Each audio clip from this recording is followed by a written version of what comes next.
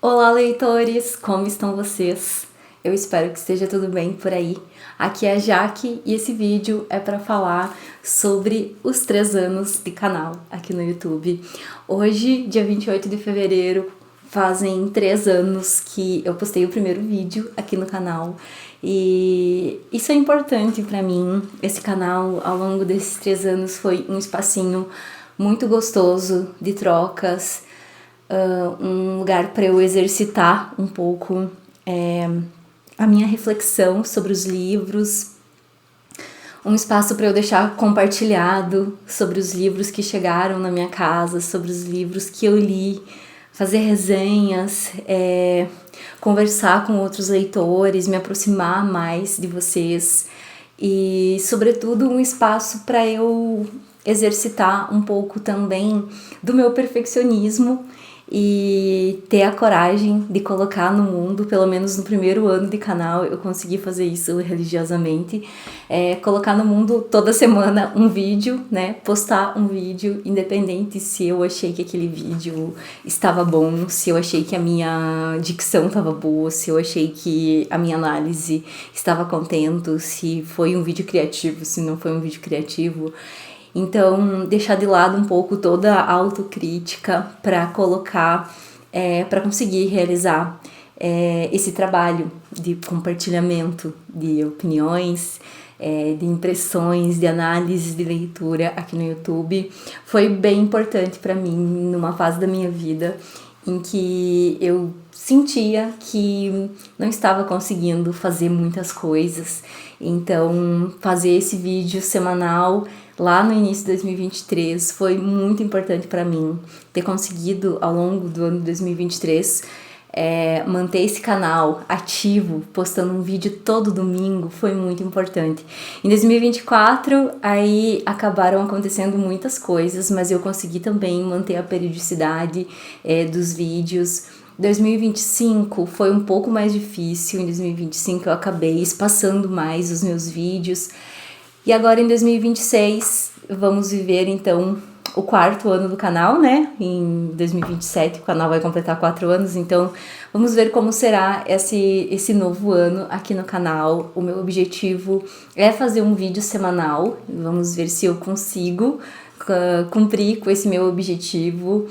Eu espero que sim. Eu pretendo continuar exercitando um pouco da minha criatividade aqui no YouTube, tentando sempre trazer algumas partilhas, sempre trazer algumas contribuições sobre livros e dicas e leituras para vocês, algumas opiniões sobre os livros, expressar um pouco da minha leitura de mundo, um pouco dos meus projetos, um pouco sobre o meu clube do livro, que é o Labaredas. Então, é um espaço que eu gosto muito de cultivar, de comunicação mesmo com as pessoas. Então, espero que consigamos permanecer juntos mais esse ano. E se você caiu do paraquedas nesse vídeo, eu sou a Jaque e esse é o Jaque Livros, um canal sobre livros, história e literatura. Já se inscreve, ativa as notificações, comenta aqui comigo se você chegou agora. Vamos conversando aqui nos comentários. Tem link aqui na descrição também para o meu Instagram, para o meu clube do livro, que é pelo Catarse. Conheçam o Labaredas. O Labaredas é um clube do livro, já tem toda a programação do primeiro semestre, projetos de grupo de estudos. Conheçam e venham participar, venham ler mais ao longo de 2026. A leitura é um exercício bacana de concentração, é um exercício bacana de atenção, né? Nesse tempo em que nos sentimos tantas vezes tão fragmentados com as redes sociais, com vídeos mais curtos. É por isso também que eu gosto do YouTube. Eu tenho priorizado consumir conteúdos aqui no YouTube, conteúdos literários. Inclusive, quero fazer um vídeo aqui no YouTube para indicar para vocês um pouco dos meus canais preferidos aqui no YouTube. Comentem aqui se vocês gostariam. Então, por isso que eu também quero estar mais presente do que eu estive no ano passado aqui no YouTube ao longo de 2026, fazendo esses vídeos que são bem trabalhosos. Com certeza vocês já ouviram falar sobre isso. E eu quero fazer coisas diferentes também aqui pro canal, quem sabe alguns vlogs, que é algo que eu nunca gravei, vlog de rotina. Me contem aqui se vocês gostariam. Eu não sei se tenho tanto perfil de fazer esse tipo de conteúdo. Normalmente eu ligo a câmera e falo com vocês da forma como eu tô fazendo agora. Eu não fico me filmando, fazendo outras coisas que não sejam nesse exato momento, né, nessa coisa mais planejada. Então eu tenho que pensar em como eu viabilizaria fazer esses vlogs. Enfim, me contem aqui o que mais vocês gostariam de ver aqui no canal, o que vocês gostam daqui do canal, o que vocês gostariam que eu mantivesse ao longo desse ano. Então é um trabalho bem puxado, então demora, né? No meu caso, eu organizo meu tripé, ligo a minha câmera, organizo meu microfone. Eu tenho um microfone que é um microfone de mesa, vou mostrar pra vocês. É esse aqui. E esse meu microfone, que provavelmente vai dar um impacto aí, né, de eu pegar ele pra falar, mas enfim, um impacto, eu digo uma mexida na minha voz. Esse meu microfone, ele, como eu gosto muito, a maioria das vezes os meus vídeos estão no melhor áudio que eu consigo entregar, né, que é usando esse meu microfone. Em alguns momentos eu já usei o áudio da câmera, que a câmera captou porque tive algum problema com o áudio do meu microfone, isso já aconteceu aqui no canal também.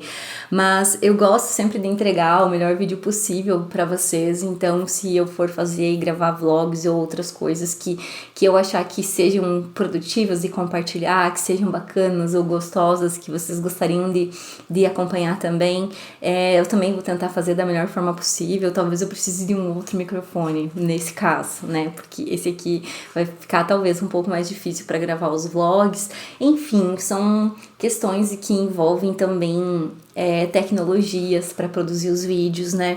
Então, no momento até hoje, aqui no meu canal, eu sempre gravei dessa forma, como eu já falei para vocês, utilizando as tecnologias que eu tenho. Hoje tem uma câmera, uma Canon Rebel SL2, e ela é maravilhosa, eu gosto muito dela, mas é uma câmera também mais robusta, mais pesadinha para gravar, para compartilhar, gravar caminhando, por exemplo, e tal. Poderia usar meu celular também, eu não gosto muito de usar meu celular para gravar vídeos pro canal, eu nunca usei. Então, enfim, planejamentos aí, compartilhamentos com vocês sobre ideias aqui pro canal e um pouco do meu contexto aqui do canal também. Esse ano de 2026 vai ser um ano bastante puxado para mim de trabalho como prof também, com muitas aulas, e eu acho que seria bacana compartilhar também um pouco dos bastidores, assim, desse trabalho, um pouco do dia a dia, no sentido de mostrar o trabalho realizado em casa pelos professores, né? Não o realizado na escola, mas então compartilhar um pouco da minha organização, um pouco das minhas leituras e dos meus processos, né? Na preparação e organização das aulas. E então nos vlogs, o que eu imagino, se eu começar a gravar, seria para compartilhar um pouco disso, um pouco da minha organização para o Clube Labaredas, um pouco da minha organização para escrita de roteiros e escrita de posts para o meu Instagram, organização aqui das coisas do canal. Então seria uma forma também de compartilhar esse bastidor e eu mesma me organizar mais e conseguir vislumbrar a minha rotina, ao mesmo tempo em que dialogo com vocês sobre isso. É algo que eu confesso eu nunca fiz, eu sou bastante reservada nessas coisas de processos, mas que eu penso em começar a fazer devagarinho, quem sabe, compartilhar mais sobre isso com vocês. Me contem aqui se seria bacana. Mas, afora isso, pretendo continuar compartilhando comentários sobre as minhas leituras, sobre os livros que chegarem na minha estante, algumas resenhas, quem sabe, algumas tags, algumas dessas trends, né, aqui do Booktube. Faz tempo que eu não faço nenhuma. Se vocês tiverem sugestões de tags para eu responder, deixem aqui nos comentários. Eu gosto bastante e faz tempo que eu não acho uma assim que eu me empolgasse para fazer. eu preciso pensar sobre isso. Também penso em trazer alguns papos, assim, sobre o mundo dos livros, novidades literárias, polêmicas, quem sabe. Eu sempre tenho muitas opiniões sobre as polêmicas e, em geral, nunca compartilho aqui no canal. Enfim, vamos ver o que vem aí no ano de 2026. Esse vídeo é para agradecer todo mundo por estarem aqui comigo ao longo desses 3 anos, para quem foi chegando, para quem chegou agora.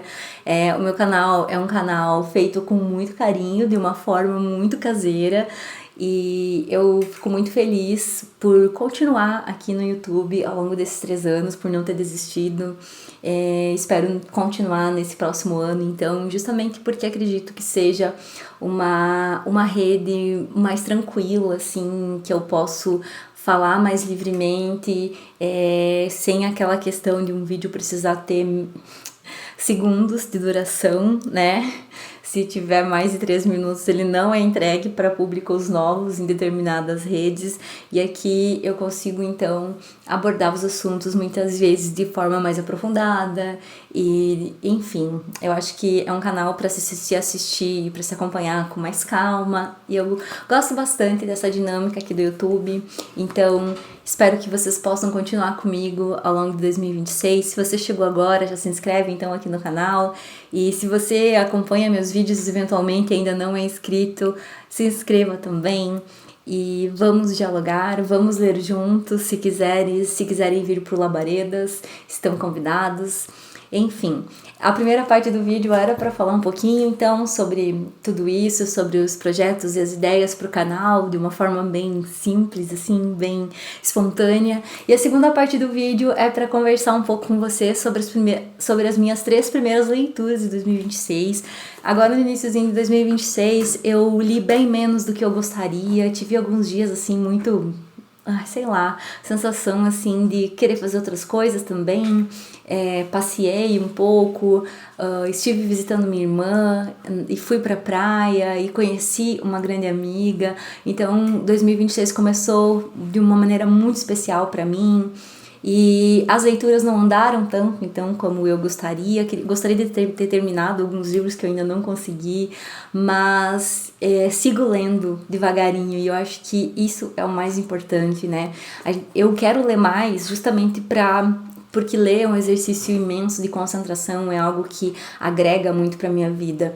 Então, por isso que eu quero priorizar as leituras em detrimento de outras atividades ou de atividades que muitas vezes só fragmentam a minha atenção.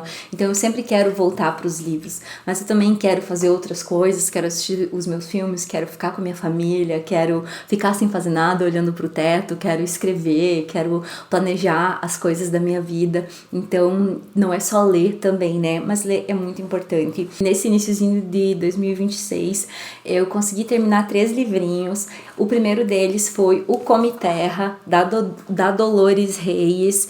Esse livro, ele é publicado aqui no Brasil pela editora Moinhos, que é uma editora que eu gosto muito, eu recomendo demais o catálogo da Moinhos para vocês. Foi traduzido pela Elisa Menezes. A Dolores Reis, ela é uma escritora argentina.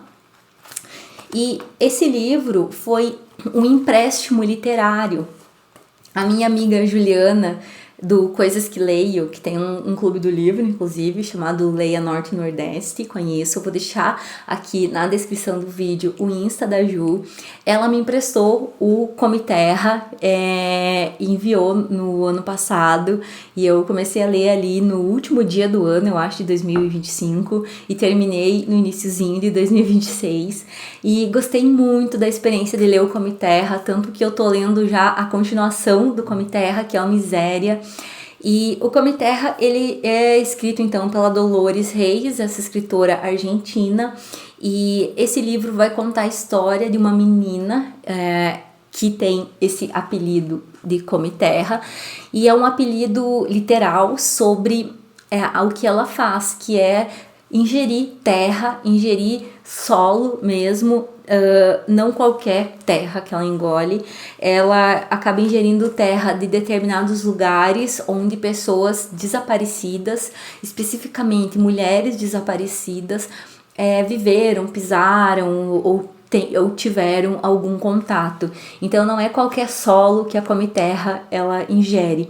E nessa história, então, bastante fantástica, que tem esse tom tão fantástico, tem algo que é profundamente real e violento, que é a violência contra as mulheres, as histórias de mulheres desaparecidas, sequestradas, assassinadas por homens muitas vezes conhecidos, por homens muitas vezes da família, outras vezes por homens que são conhecidos, mas que não são tão próximos, e que sequestram e que violentam, e que muitas vezes acabam levando essas mulheres à morte.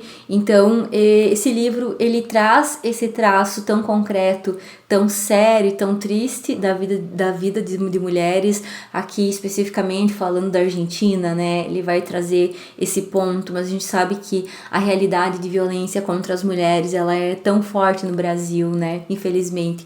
Ali no final do ano passado e no início de 2026, tivemos muitos casos de violência, de mortes extremamente violentas de mulheres. Eu sei que esse é um assunto bastante pesado, e esse livro vai tratar de uma forma muito majestosa, sabe? Muito cuidadosa.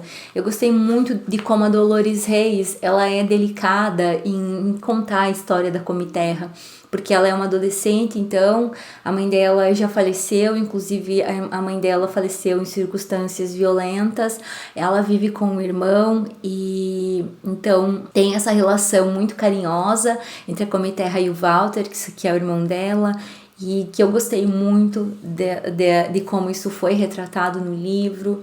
Então, nessa história, a Come Terra, ela sente em vários momentos muita vontade de ingerir terra, é como se o corpo dela necessitasse daquilo, tivesse algum nutriente, o cheiro, alguns elementos, eles fazem com que ela se sinta muito atraída pela terra. E aqui vão ter alguns casos em que ela vai ingerir terra, então, para auxiliar pessoas em busca de familiares, em busca de mulheres que estão desaparecidas. Então, é um livro que vai trazer também a questão das pessoas não brancas na Argentina, que é um tema que volta e meia vem à tona, porque há muito essa ideia, né, de que na Argentina não existem pessoas negras, não existem pessoas indígenas, não existe tanta mestiçagem quanto no Brasil, e isso muitas vezes é divulgado, né? A gente volta e meia tem alguns casos assim que envolvem essa visão da Argentina e em contraposição à visão que os próprios argentinos têm do Brasil, e que muitas vezes fica, né, expressa em violências, em racismo, né, com relação aos brasileiros. E nesse livro a Dolores Reis vai expressar então histórias também de populações argentinas não brancas, e isso me deixou bastante feliz, sabe? Gostei muito de ver esses traços. Gostei muito de ver a Come Terra tomando chimarrão, tomando mate, que é uma coisa que fazemos muito também aqui no Sul, gostamos muito do chimarrão, é uma companhia maravilhosa. E aqui no livro também temos esses episódios. Então é um livro que trata de assuntos interessantes, assim, com esse tom fantástico e muito criativo, que é tão presente nas escritoras argentinas contemporâneas. Eu tenho gostado muito de ler as autoras argentinas por causa disso também. E tudo escrito de uma forma muito delicada. Eu fiquei extremamente apegada à Come Terra. Ela é uma adolescente, então, vivendo suas primeiras experiências, descobrindo mais sobre esse dom que ela tem, descobrindo mais sobre o próprio corpo, sobre relacionamentos que ela pode ter. Ao mesmo tempo, essa adolescente, então, que já não tem a mãe, que não tem um pai, que vive com o irmão, vive um contexto bastante difícil e muitas vezes à mercê de muitas coisas, de muitas violências, de muitos problemas, enfim. Gostei muito do Come Terra e agora estou lendo Miséria, que é uma continuação, então maravilhoso. Vou deixar a capinha do Miséria aqui para vocês. O Miséria, ele tá na minha lista de livros para ler em 2026, então é um livro que eu tô lendo agora em janeiro. E espero terminar e compartilhar as impressões com vocês também do Miséria, mas pensem num livro assim que tem essa questão, que é uma questão bastante difícil de ter contato, né, que é uma questão que envolve muita violência contra as mulheres, os desaparecimentos, assassinatos, e ao mesmo tempo tem esse tom fantástico, ao mesmo tempo tem essa delicadeza em contar a história da Comiterra. Então, livrinho maravilhoso, fica essa recomendação agora no início do ano já para vocês conhecerem o Comiterra, da Dolores Reis, publicado pela Moinhos e com tradução da Elisa Menezes. Outro livro que eu li agora no início de 2026 foi o Myths, que é esse livro aqui da Sigrid Nunes. Myths, a Sagui que não teve medo, de Virginia Woolf, é a tradução para o português. A capinha tá muito bonita, essa edição da Instante. Esse livro foi traduzido pela Carla Fortino para Instante. E a Sigrid Nunes é uma autora estadunidense que faz um bom tempo que eu queria conhecer e agora finalmente aconteceu, consegui ler a Sigrid Nunes e comecei por esse livro porque eu achei que seria bem garantido que eu ia gostar. E a Sigrid, ela romanceia nesse livro a história da Sagui, que teria vindo do Brasil, inclusive teria sido levada do Brasil para a Inglaterra no início do século XX, e como que essa Sagui, essa bichinha pequenininha, foi parar na casa do Leonard e da Virginia ali na década de 30. Conta-se então que o Leonard e a Virginia foram visitar um casal de amigos que eram ricos e tal, da aristocracia, e esse casal, o marido tinha encontrado essa Sagui numa loja de quinquilharias. E aí viu a Sagui lá e comprou a Sagui para a esposa, assim, como um capricho. Só que a Sagui estava definhando na casa desse pessoal. E aí o Leonard chegou para visitar esses amigos e de cara, meio que assim, se relacionou bem com a Sagui. O Leonard tinha, então, esse jeito com os animais. E aí acabou que numa outra ocasião esse casal pediu pro Leonard e a Virginia ficarem com a Sagui por um tempo, com a Myths. E eles ficaram, e aí quando esse casal retornou, eles acabaram não querendo mais a Sagui, o Leonard e a Virginia também não queriam mais devolver a Sagui.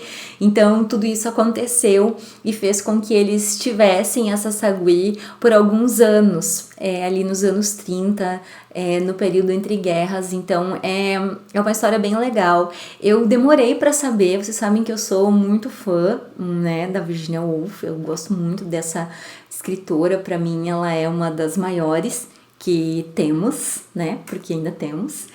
E a Virginia, então eu demorei muito para saber da Sagui, saber que ela e o Leonard tinham tido essa Sagui.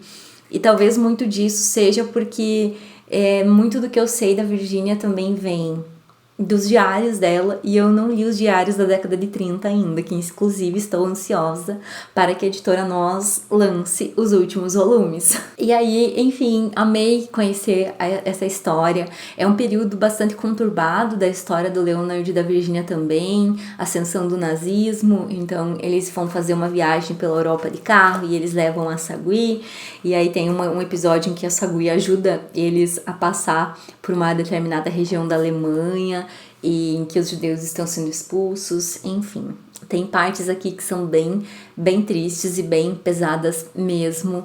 E a relação da Sagui com os cachorros do Leonard e da Virginia também ficam aqui bem dedicadas, assim. E o que eu entendi que a Sigrid Nunes fez foi pegar informações de biografias e dos diários, enfim, da Virginia, de autobiografia, eu acho, do Leonard também, para acompanhar a história da Sagui, e tudo que ela não tinha informação, ela romanceou. Então ficou um livro muito lindo. Eu gostei bastante do final, que tem um trecho da perspectiva da história da Myths. Então tudo que a Sigrid conseguiu vislumbrar ali sobre a história da Sagui. Gostei muito de mergulhar um pouco mais nesse universo da Myths, do Leonard e da Virginia nesse período. Fica essa dica para vocês. É um livro bem fininho, bem gostoso, uma leitura que pode ser muito rápida. Ó o carro do Leonard e da Virginia. Lindo, né? Ai, a edição tá linda. cheia de ilustrações belíssimas. E por último, a última leitura que eu fiz agora no mês de janeiro, talvez eu termine mais alguma, não sei, mas foi O Morangos Mofados, do Caio Fernando Abreu, esse livro de contos incrivelmente desafiador, né? Muitas labaredas reclamaram da dificuldade de ler os contos do Morangos Mofados. Depois acabou que a maioria de nós sucumbiu ao charme de Caio Fernando Abreu, a inteligência e a perspicácia dele, para falar sobre o contexto dos anos 70 e 80, né?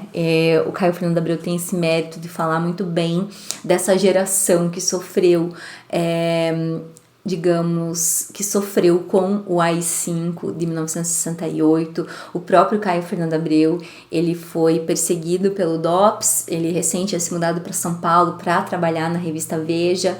Ele é um homem gay do interior do Rio Grande do Sul, que mudou com a família para Porto Alegre, depois passou num concurso para trabalhar na Veja em São Paulo e acabou sendo preso. Depois ele foi se refugiar por um tempo na Casa do Sol, da Hilda Ilst, sua amiga.